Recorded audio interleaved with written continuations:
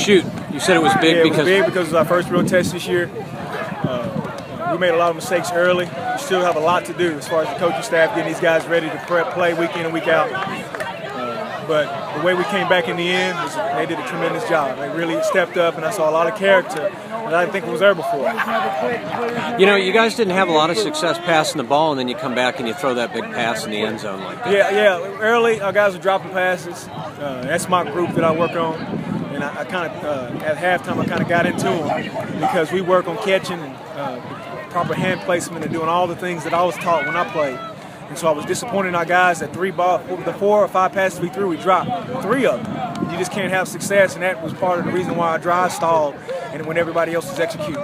And so they really did a good job of stepping up and responding to me getting on them. And they did a good job. Talk about going for it on 4th down and being so successful. I think you guys converted all 6 4th downs. Yeah, I like to try to be aggressive. In most of the games, in those situations, if I feel like we can get it, we'll go after it. And we did that. I had a lot of confidence in our defense. They played a really good job. It was only one play over 40 yards that they had, and that's just kind of my deal. I mean, I like to be aggressive, play calling wise, and if it's close within a yard or so, I'm not against really going for it. Sure. Of course, after consulting all my coaches, which I got a lot of respect for.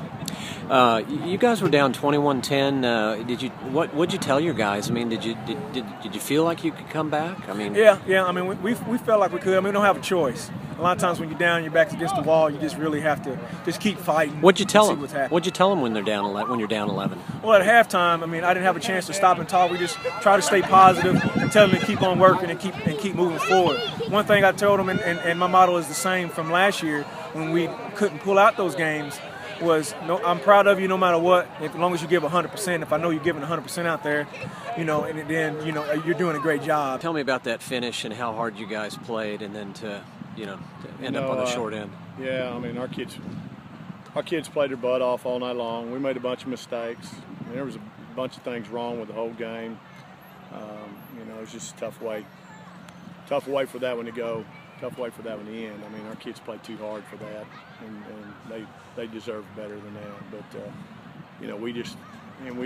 when we needed to do it, right down the end when we had a chance, we had 3 plays and we pretty much botched all 3. We really didn't execute all 3 of them. So I mean, you got to execute when it's crunch time like that. They got the momentum. Offense got to go out there and move the ball, and we just didn't do it. Coach, it seemed like there were some questionable calls out there. Yeah. Some questionable officiating. You want to comment on that? Yeah. Since I'd like to coach next week, probably not. I think it's probably best that I don't say anything. But I mean, so like I said, there was a lot of things that happened in that game. Our kids deserved better. Talk a little bit about Cannon. He played pretty well coming back. His first game back in two games. Yeah, he's still not 100%, but he grounded out tonight. He got in there and played for his teammates and played hard and did some good things and gave us a chance and we just couldn't get it done.